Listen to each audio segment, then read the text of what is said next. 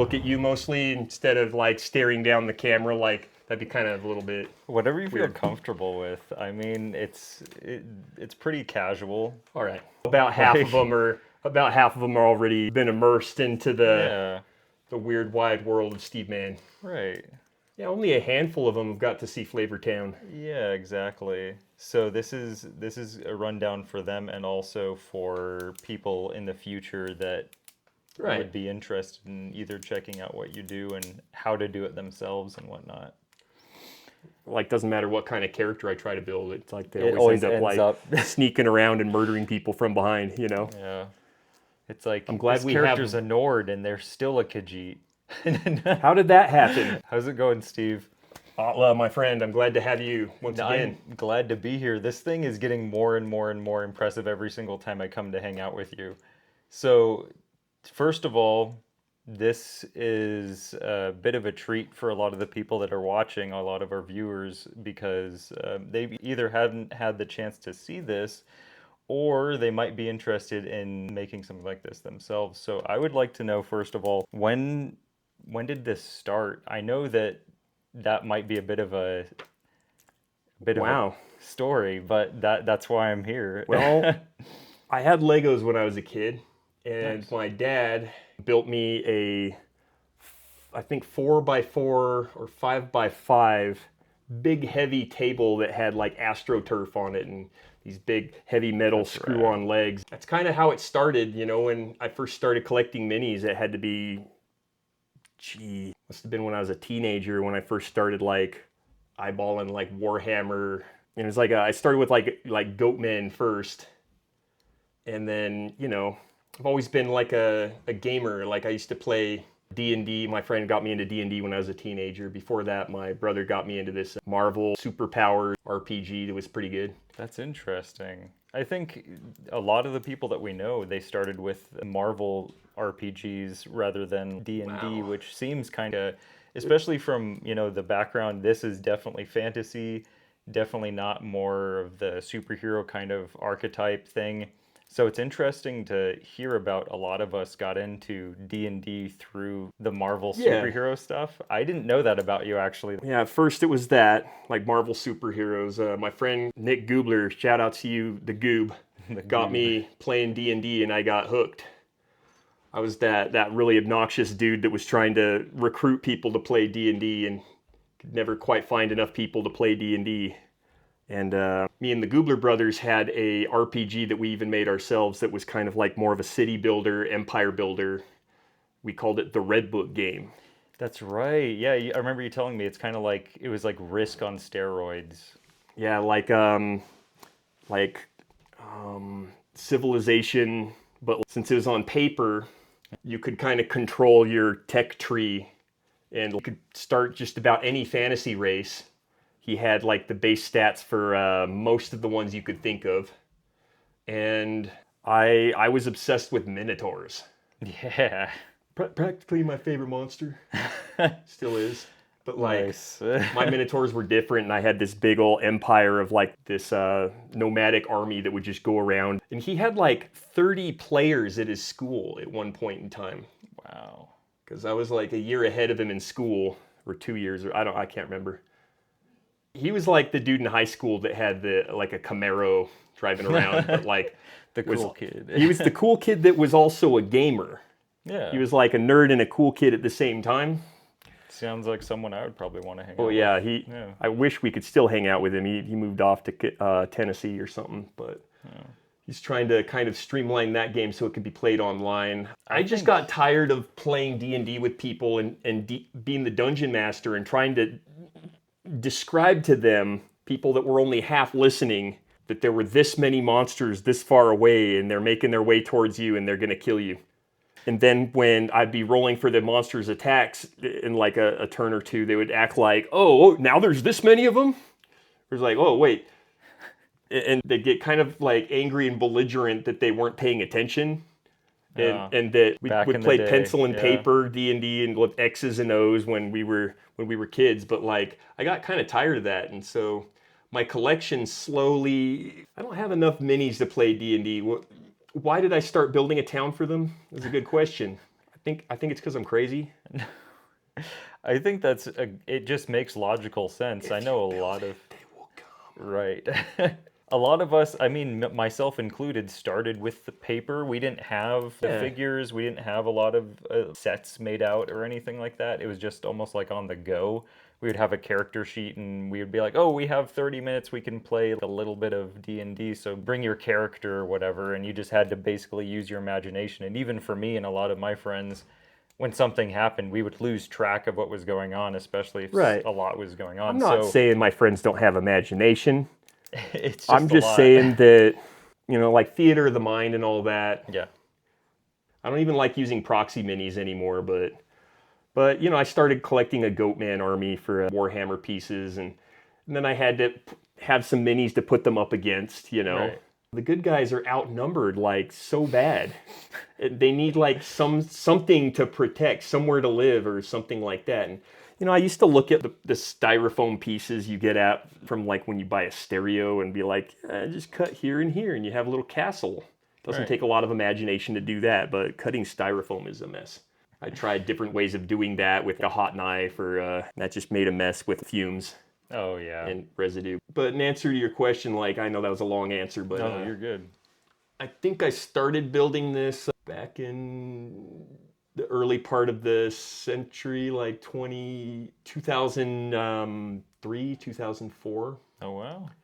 Or maybe 2005-ish. So it's a labor of love. Yeah, it first started like just cigarette boxes just representing houses, and it was pretty basic, but Yeah, you still have like a couple that are. yeah, I haven't skinned all of them. Yeah. No, I mean, that's totally fine. I think it gives a bit of an idea for people. It doesn't have to be perfect. This one right here looks incredible. That's one of the first ones I did. Yeah. This one right here kind of gives a little bit of an idea of like, Yeah, that's kind of that's glue them wild. together and Energy drinks and cigarette boxes. Yep. That's all you need. yeah, this is also kind of a monument to how much of a quitter I am. Like I quit, and But then you start back up again. So you never actually quit. I have faith oh in no, you. no, I'm talking about like quitting smoking cigarettes. Oh yeah, that's Yeah, it just I looked at like all That of the one just cigarette went boxes. right over my head. I make a lot of cigarette jokes in this town, like their hated enemy comes from Camelot and all that, and Oh. but no, like I think what it was is I looked at my trash one time back when I used to smoke, and I was up to about a pack and a half or 2 packs a day sometimes, and I looked at these little boxes in the trash, and I was like, what a waste. Like I paid for all these little boxes, Yeah. and I mean look at all these nice 45-degree angles that they have on here, and I mean what a waste. So I just started using them. I might be a bit of a hoarder, I don't like throwing stuff away. I mean, you're making good use of it. I know there's people out there that take, old metal and make sculptures out of it. Why not make a town out of old cigarette boxes? Yeah, I like it. Yeah, and then I just glue them together with Elmer's glue. I used to use just popsicle sticks of different sizes. Oh yeah, like for the steps and whatnot. Oh my I like gosh, that. stairs are so hard to make. I need to make more, and they're so hard to make. Part of the fun of this is just kind of like trying to come up with like solutions for all these little problems that pop up as I'm building it, Sometimes I just have to take a break from one little area of it. It didn't have a 2-tier waterfront all the time. I was just kind of thinking like, if this town has like a subterrane, like all these different sewer levels that go down to the basement levels, to the sewer levels, to the labyrinth and all that fun stuff. But they're like right at the water line, like how the groundwater level and all that. Right. That wouldn't really work unless they had pumps and stuff like that. And and when I lived with my grandparents and my mom, she'd be like, where do they get their groceries from? Or just practical questions like, I didn't think of this or that. And So stores started popping up. And yeah, to me, like, I became a name my little society. minis as I paint them. We even had a contest once of like, how many are there?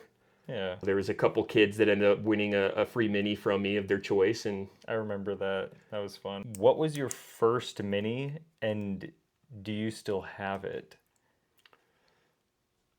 I think my first minis were 1 or 2 box sets of plastic goatmen from Warhammer's Goatman army. And they all have like the same pose. And From back in the day. I think those were some of my first minis. If I had any minis before that, yeah, I think those were my first minis. About half of them I modded them because, like, for all the Warhammer armies that I have at this point, I kept collecting more and more, just mostly for D&D gaming, which I hardly ever get to do anymore. It's the scheduling monster that defeats you in D&D. But like, I started collecting so many like Warhammer armies just because it's like, well, if I'm running a campaign, I'm gonna need skeletons. So I need to start getting some. I'm gonna need some zombies. I just went from there. I mean, there's a few Warhammer fantasy armies that I don't have. Eventually, just recently, I started a 40k army just because I had to. I didn't want to be left out of that. I like collecting minis from all sorts of different obscure indie companies that I find online. Sometimes it's kind of, I don't know if I should order from this site or not. Well, Etsy's been like awesome for minis. Etsy's pretty good about like, you pay for something, you're gonna get it. But there was a Red Sonja mini I tried to get a while back that I paid a lot of money for and it never happened. That's unfortunate. Yeah, well, it happens. Be careful out there. Now it's like kind of fun to have a resin printer, and Hero Forge lets you customize them a lot. One of these days want to find a 3D modeling program that I like and start modeling my own minis. That would be pretty cool. Maybe selling the STLs online. A lot of people selling their STLs. I'd have to have minis that were pretty unique. Hey, I got some pretty unique can ideas, do it, and I'm right? not sure. I'm just not sure if anyone else wants what I'm selling. Like some of the character ideas I like coming up with. Like no one wants to play D&D, so I just kind of come up with troll characters at this point. Like wonder why no one wants to play D&D with me. Hey, I mean, Bizarre troll characters I'm sure you'll have if you reach a wide enough audience, Oh no. there would be enough people that would be like, I get the joke, and they're just that niche, you know what I mean? Right, They right. would get it. So, was collecting minis a part of the original thought process with this town? Like, did one exist before the other, or was It's it kind just of kind like- of an evolution together? They kind of go hand in hand. I really would like more townspeople type minis for this town, but it's kind of a pirate town, so I've got a lot of pirate minis. It's a very specific homebrew campaign that I'm running. Yeah. Lots of anthro people. I don't want to call them furries, but they're a lot of weird creatures live in this city. It's kind of like a free trade pirate city, and it's just kind of like, at first I was kind of trying to collect minis that would make it so I could play D&D with minis. But the town, they need a place to live. I mean, I've got like a whole world map and all that, and I've had to redesign the world map and just say that, you know, at first I had a very specific campaign that I was trying to run. I was trying to do really gritty, historically accurate D&D games with my fantasy, but then after a while I'm just like, I don't care anymore. Anything goes. If it exists in any kind of fantasy, I'll make it work. So what changed your mind from like more of a strict D&D setting to just being a bit more of like a That is a good question. multiverse? It's a good question. That's okay. That's a very Totally good question. I don't know. It was partly me, but it was partly my players wanted to do, hey, I want to do like this from my favorite anime. And I'm like, well, explain it to me a little more so I can kind of understand how to homebrew that into my game. That's innovative. And that's why I like D&D. You know, I still play 3rd edition or 3.5 or Pathfinder. It all kind of works. But it's all very open to being edited. You know, you can add whatever, and they have a system for making it work. One thing I would like to start doing, or find someone that could help me with, and kind of reach out to them and partner up with some people that are like-minded in this aspect, is I want to start incorporating more cards into my gaming. I mean, I don't have stats for all these little people. It's all up here. I mean, I just do it seated in my pants, you know. I have kind of an idea what level or whatever, but I want to have cards for some of the main characters or some of the player characters that have like, some of my artwork, or some of my players have some amazing art capability too. But have cards that have like some artwork on it and some basic stats kind of thing, and that way kind of just bypass the need for files full of like all these townspeople. Some of them are generic, type, and then a lot of them are named. I'll write their names on the bottom of their things. To me, they're alive. Sometimes I'll be looking for someone and I can't find them during a game, and I'll be like, oh no, so-and-so is MIA right now. You gave them life.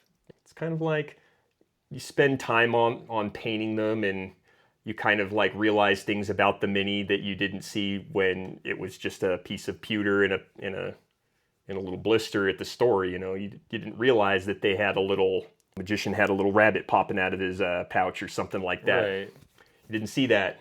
Or, as you're painting them, you see that this person has 8 hidden weapons on their person. They're probably paranoid too. Yeah, that's interesting.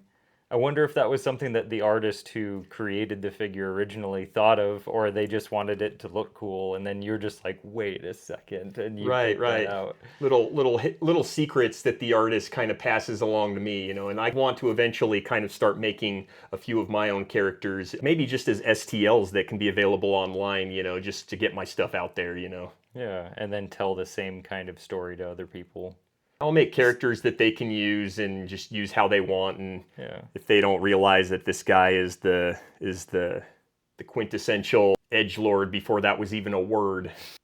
My guy's so edgy that he can't even talk to the rest of the party without being mysterious. Or, you know what I'm saying? Right. Like, gets in the way of role play. Everyone plays this like game that. different, and in the end, I think I get more time out of this just kind of putting my little town together. But it's just a matter of like, unless I start cloning myself temporarily, I don't have the time. I feel you. To put into all of my many hobbies that I love doing. My downfall, I guess.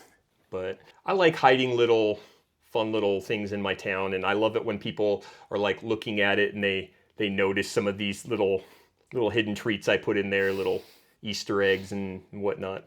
Yeah, I remember we had a session where it was our family, and we played through this at least a little bit. We had like, I think, was it like 5 or 6 sessions, something like that. And every single time we sat down to play it, there was something new that popped up. I remember Spencer was a cat burglar, basically, just Khajiit running around on the rooftops and whatnot. I want to have a rooftop adventure where there's a rooftop battle type adventure, and it hasn't happened yet, and like a lot of these rooftops have like kind of a flattened spine to them, and a lot of area to run around on the rooftops, and that would be a very fun adventure. But I do it really sandbox style and just let my players do whatever go wherever, and I just like to just pitch quest hooks at them nonstop and see if they'll do it. I've got 1 or 2 players that are just so bad at like, I'll just sit there and pitch adventure ideas at them all day, and they'll just sit there like, now what? And it's like, okay, a bunch of dudes show up and they're trying to kill you. And this dude's like kind of like a knockoff Conan dude, Ronan the Barbarian. He's like, why are they trying to kill me? It's like they're trying to kill you again. And sometimes I just gotta slow pitch all these adventure ideas. I get it, you don't want to go on that quest. That's a no-go. More of a reactive kind of character than an active one, I presume. Sometimes you guys got to load them onto the adventure train. Just all aboard. Time to railroad you guys into some fun. A lot of times it's just me, though. I've got a lot of friends that play D&D. It's just getting them into a group that will meet up. Personally, this is enough for me to be like, okay, we got a group. This is cool enough for us to be able to come and just play and have a good time. Did you come up with any particular ideas to be able to bring people together? There's resources out there like Andy at Geek Together every so often does a find your D&D group type thing. And life happens. We're not kids anymore, and we all have adult responsibilities, but I kind of do this more for me. Yeah. I wouldn't be opposed to if anyone wanted to reach out and start an adventure in Mobaro Town, Having a group is really it's the best way to play, but you can play single player in this. I'm not opposed to that. Totally. But I'm not opposed to starting any new groups. It's just a matter of juggling the people that kind of have expressed a desire to play, but like don't really follow through. But if anyone wants to reach out and if there's any interest, I'd be more than happy to let some people. Like I've also thought of a few different one shots I can do. That would be cool. One shots. Yeah. Also, if you could kind of see like from above, there's 2 or 3 different like start locations, and then it's like, because of the way the street's kind of a circuit around the middle there, it's I could just have different mobs of possible ops in your way, kind of. They're either good or bad depending on how you interact with them. Different objectives might make that a little bit more playable as a kind of a one-shot like board game. Yeah. No, this is something else. Oh, it's been fun. It's been a journey. My goal with it is to kind of have my own little YouTube channel with it, and have maybe some little still frame shows with it, with little word bubbles and voiceovers that don't quite match the word bubbles. You know what I'm talking about? Like, have it like kind of like a serious as a heart attack, but comical at the same time kind of setting. It just kind of makes fun of everything. Yeah. And it used to be that I named a lot of the different buildings and businesses after the different boxes that I made it out of, like the different products. And I was going to upload a little show with it and try to get sued by everyone all at once as my big publicity stunt to get out there and get into the public eye, you know. But then I found out how YouTube actually does it and just demonetizes you if you even smell of any kind of infringement. I don't even care anymore. I'll rip off everybody. I used to think I had my own ideas, and I used to think some of my friends were spying on me. But then I just realized there aren't any new ideas. We all have the same BS ideas. Some of us more than others, and some of them have more BS ideas than others. But yeah, I don't even care anymore. Like if I come up with a character and then something else comes out that's like, feel like, how did they know? How could they have known? Really, what it all comes down to is no one really cares. It's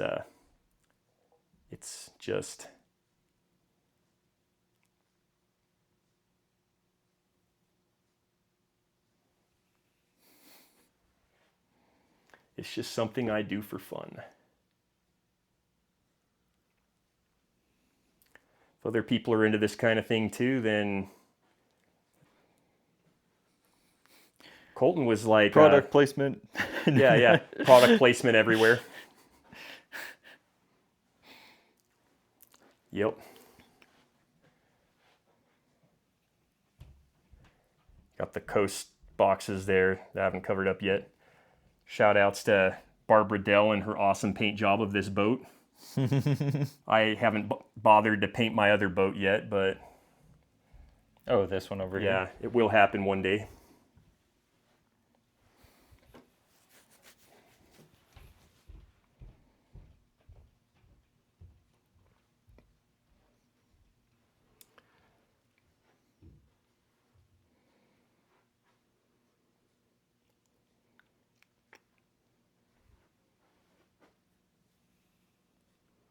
Yeah, I'm just seeing a lot of things that I still need to work on, but I'm pretty close to having it at least finished enough to want to start something with it. Only like 1 or 2 of these boats I actually made. A couple of them came from Etsy. There's that one that got incorporated into the town. Oh, yeah. There's that steamship over there on the counter that doesn't quite fit on here anymore. There's the shoebox diorama of the inside of the tavern, because all the adventures start in the tavern, you know that. Yeah. That's the cliche I kind of like to run with. Oh, Maybe that's start decorating the inside of shelves to look like different Rooms and scenery or rooms or whatever. What I want to do is the courthouse, where if like you go off the rails and your party becomes a bunch of murder hobos, you have to go to kangaroo court, and then like you have all the graybeards stand in judgment and have like the whole court scene. That would be a kind of a fun little. Or you could have like a Judge Dredd kind of character. I am the law. Yeah, there's a few of those already. Oh, never mind. So where do you want to go from here when it comes to this craft? Not just the town or the miniatures, but did you want to create another town, maybe Camelot? Friends gave me a bunch of Camel cigarette boxes and said, here's a down payment on Camelot. I think I'll just start with a building for them. But it's a pretty big space that I've been able to work on all my projects and stuff, so I'm kind of content where I'm at. Yeah. I don't think I want to start another town. I think I want to start, maybe like look into some startups if I ever got like a partner and help me kind of realize some of these, which ideas I have are worth pursuing. I've had a few different ideas that might be good for startups. Maybe a boxed board game that has tab A, slot B, easy to make like little buildings that, you start out with like a book with like some rules, like a few punch out like, cardstock buildings, like 1 or 2 or 3 of them, a few figures 3D printed. It'd be pretty easy to manufacture, I think, and then you play the content of that one. You can go on to like the level 6 through 12 content, and it kind of keeps building on itself, maybe give people the opportunity to build Mobaro Town for themselves kind of thing. So I've seen some of the writing that you've done. Did you start doing this considering any type of writing background? I was trying to do a graphic novel. Yeah. I don't really do a whole lot of writing so much as like I do storytelling through my artwork. Okay, so this is basically your medium for telling this is one of stories. the mediums for telling this part of the story. And do you have anything that you use for keeping track of the story, or is it pretty much all in your head? Yeah. So you Both. have like notes, and you Not also... so much notes as that. Because you were talking about before how you pretty much have this pretty free-flowing for people that come in and don't necessarily want like a lot of structure. I have a lot of characters that I've come up with that I haven't really been able to generate a figurine for, per se, just yet. Yeah. I've got a story that I've been kind of coming up with since I was a wee lad, And this has just kind of grown from that. Yeah, this is just kind of like a chapter of it, really. Okay. So, I mean, I like having a very localized setting for my gaming and storytelling. That's what I like about D&D. It's like shared storytelling, Yeah. You get like that synergy of like when people start coming up with ideas with you and having their characters in your, it's like our story. Yeah. That's kind of what I want to bring back. That's one of my goals with it, is I kind of want to bring back our mythology, our folklore. Yeah, in a new medium. Because, Yeah. I mean, we have movies Take like and the TV old and all that. fairy tales and mythology and put my own twist to it. I know that you also are a very good illustrator as well. Would you consider that a big part of your storytelling process? Yeah, that's my main medium. That's Okay. why I'm not a writer per se, is that I could do more writing. I prefer to spend my creative time just drawing pictures of the thing I'm trying to tell you about. Like a picture's worth 1,000 words. One of the things that kind of pushed my artwork to push me to try to keep getting better with it is that I have an inability to express what's going on up here. So for a while I was trying to do like photorealistic fantasy pictures of stuff I was coming up with, but now I try to stylize it a bit more. This is fun. I like painting minis, and I like being able to create some of the minis with Hero Forge and programs like that, but I want to get back into 3D modeling. The story that you just told was a really great way to illustrate to me why you're so much of a perfectionist.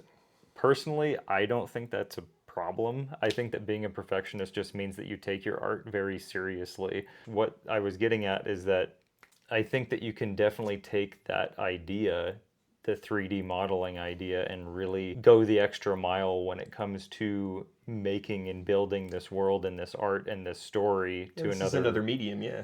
Yeah, because then you wouldn't have to just settle for certain figures or settle for certain buildings or landscape or whatever. You could just create it in a 3D space and then print it out. But when it comes to having ADD and creating, sitting down and getting something done, would you say that you had to do something special for you to be able to get things finished? Right. Or would you say that this is something that you use almost therapeutically to help with your ADD? This is like therapeutic for like not having, no, I'm just kidding. I was going to say I don't have friends, but right now I've got like too many people that'll just come over. And no, this is just kind of yeah, it's an outlet. And, you know, the ADD isn't necessarily completely a handicap. It can also be a strength, just like anything else. If you just shift the way you perceive it. Like even when we're trying to do a game, some of my players, I can tell they're having a hard time kind of following how much I jump around with the whole, oh, meet this person that just walked up to you. Now you're talking to this guy. I mean, when you think about it, that's pretty realistic, because in a situation like this, that's probably how it would go. Things just happen on the fly. They wouldn't be waiting for you to act. Especially if they're very passive players that just kind of sit there like lumps, and I have to kind of like, after a while, it just kind of feels like I'm putting on the NPC show for them, and I just kind of like, oh, this is going to just happen to you at this point. Like I'm just putting on a show. I don't know. It is what it is. This is probably just the product of being a hermit for a long time. Kind of reached out and been a bit more social lately. Yeah. So you appreciate your time to yourself. Yeah, to yeah. do this. I mean, it's hard to kind of put it into so many terms. Hey, you want to see the rest of the collection? Yeah, let's go. All right. Do you remember when you first came over, when it was just like a box here that had a little piece of tape on it that says, coming soon, sewers level 1? I remember that, yeah. Now it's like little, it's got Basement Cat there. Everyone loves Basement Cat. It's got the, Basement Cat. It's got the radioactive rat. I love Here's the tavern. The tavern that you start out in. Yep, gotta have the tavern. Definitely need another stairwell right here, but I only built like one of those before I just, no more. I like it. That's the start of the court scene right there. So you are putting it together. Yeah, it's partially it's current. It's partially happening. I like the Purell in the back. Oh, that's fantastic. It's my dwarf army. It's kind of small for a dwarf army, I guess. Ha, I get it. I'm sorry. That was bad. This is the town guard and the town watch. These are kind of neat. Yeah. Little like those high elf dragon princes there on high elf cavalry would be fun to paint someday. Oh yeah.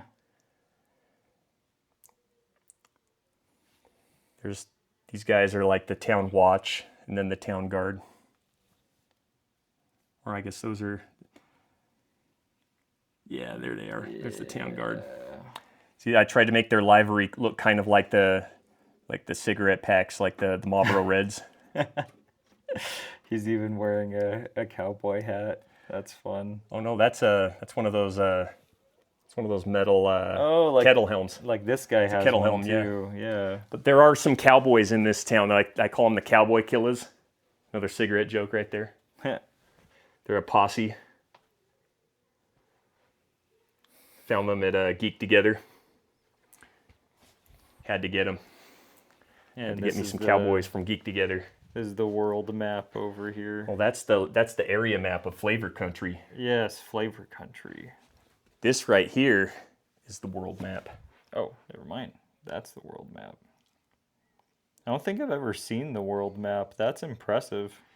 Yeah, there's a few different ones that have the countries all colored in, but I like how this, like, these collection of islands and this landmass look like a dragon. Thank you. That's rad. I like that you see that. Like I say, I like when people see my little hidden stuff, or not so hidden stuff. All right. I am really blessed that I have a friend that let me move into such a big and spacious basement. Yeah. And then he found some shelves on the side of the road that I could use. That's my little work area. Yeah. The shelves of shame right there. Shelves of shame. This army is like these guys are like the army from Camelot, see? Oh, that's neat. I like that.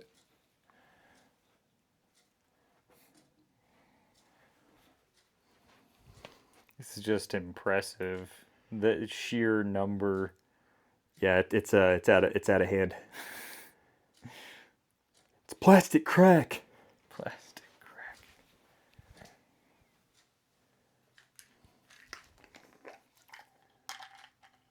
You can shoot this curio over here. Do the little curio, little hidden underground level, little underground fight club. I like how there's a ring, like an MMA ring. Yeah, made that by hand. The dungeon.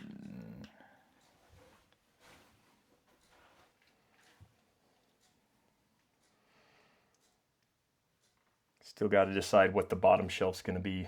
The bunny people. This is Carnival Cove. Once I paint the ground there, get a... So this will be another section. Yeah, that's going to be its own little level. That's cool. Happy Mints. Oh, yeah. I want to turn this into a little carousel, like a little canopy right there, but I want to have a Ferris wheel in the back of this. That would be cool. It's got live music from Dingo and the Sheilas. Nice. It's got my Juggalo orcs. There's a product placement. Some Juggalo orcs.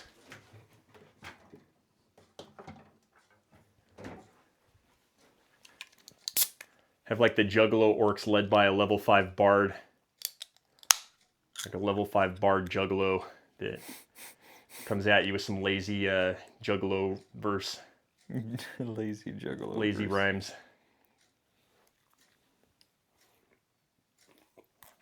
I'm gonna make the different shelves there all different scenes. Like that's gonna be my knoll camp. Lizards are gonna be in like a little swamp. That's rad. And turn the one below that into kind of like the Badlands and have like a kind of like an excavation going on there.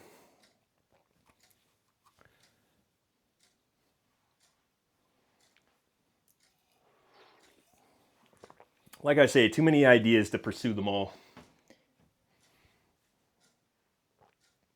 I mean, at least no one can tell you that your space is boring. Well, they could. And I just tell them to go somewhere else if they don't like it.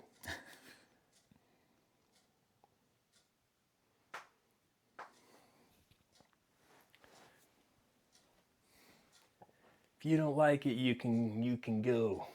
You can go to blazes. That's my friend Lance's team of barbarian dudes. That's rad.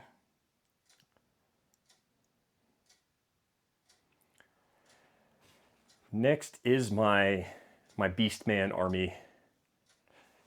You were asking about which were my first minis. I think it was some of these guys right here. Oh, nice. Some of them are like the same guys but modded because I hate repetition for like even for army minis.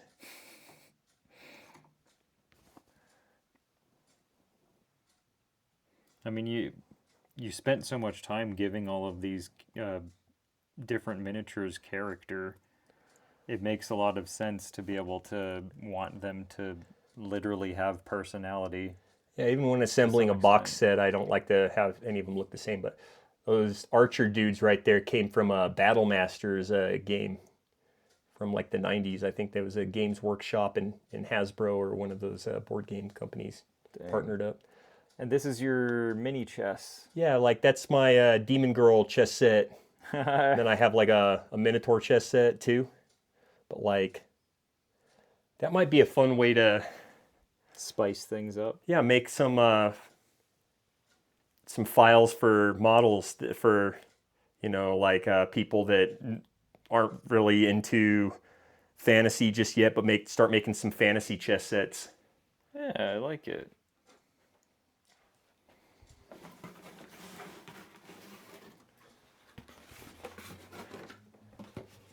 Yeah, it's absolutely out of control. My little work area is like, there's so many of them at this point that I can't even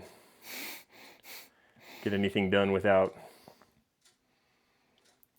Do you ever have to deal with choice paralysis? Yes.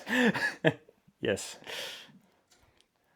I haven't really heard that word before, but I know exactly what it means. Yeah, it's pretty Absolutely. universal. I think everyone has to deal with that. It's out. I mean, this isn't one of your pieces of art, but I requested this piece from him and one from Spencer, and he actually did the thing and humored me and did it. And this is I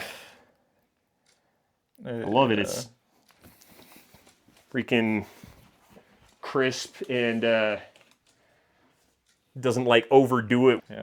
They're not furries because they're not cartoons. They're not cartoony enough to be furries. I'm kind of branching out and doing a bit more AI art. Yeah. I'm teaching myself. It's kind of fun. Oh yeah. Prompting is definitely its own skill. Right. I'm kind of still struggling to get them. Like I can make it look like what I want it to look like, more or less. But once I have more than 2 subjects in there, or like getting them to do the actions that I want them to do, is what I'm kind of struggling with. It's all about phrasing it just right and doing the prompt just right, I guess. Yeah. How would you say that AI helps with your process to make it a little bit more streamlined? I just kind of figure that it's not so much that it's like my brother said, James said, it's not something that's just there to make you obsolete. It's something you got to regard as a tool. And being able to do what I do by hand traditionally, that can't get taken away from me. That can't be, it's not like I'm obsolete. It's kind of more that I can generate pictures with AI art quicker. Yeah. My art takes a lot of time, especially to color things in. That takes 5 times as long, at least. So very few of my pictures get colored all the way, or with backgrounds and all that. AI arts, it's here and it's going to keep evolving. So maybe someday I can get the automation that I've never been able to had the means to do. Maybe soon I can, animate my stuff. Yeah. And not need a crew. I've been like a one-man crew trying to make a graphic novel throughout my 30s and realized I couldn't do it because, A, I had like no industry level skill, but B, the real reason is that how many people are involved in a graphic novel or even just one comic book. Yeah. How many different jobs there are, the division of labor, and all those different jobs are professional level skills that I don't necessarily have. And you don't have the time to acquire. Exactly. Yeah. I teach myself, but like at the same time, it's like I spread myself a little too thin with all the different things I do. Right. And as we can all see, this world that you're building, it's a little bit too big. It's not big enough. It's I've always kind of wanted like a partner or different levels of partners, like people that want to, be a part of the dream and contribute their different skills to it. Because, for as good as I am at this or that, people don't really regard their own skill at what they do. A lot of people spend way too much time, just plugging into things that they're not really like. Getting good at a video game isn't like a skill. It's like that video game is eventually going to get replaced by a better video game later. And like, who cares if you can smoke me at like first person shooters if I can smoke you at like paintball or airsoft. But the point is everyone out there has their own talents and skills that they may or may not have cultivated. And that's just kind of what I want to do with my artwork. That's where I want to go with it. I want to encourage other people to be a part of it and cultivate it. Eventually, I want to have a type of RPG that is really easy to upload you as your character. Put your face on it if you want to. Insert yourself into the story and mess with the story. And like, I like doing that with my gaming. Is like, I like letting my players, have an impact on the world around them. I just want to inspire others. So if anyone sees this and wants to reach out, and I'm always willing to meet more friends that I haven't met yet. All right, so it's been a pleasure. Yeah, for real, man. Thank you for joining us today. Yeah, it's been my pleasure too. I mean, I've made all this just so I can one day subject other people to my madness, I guess.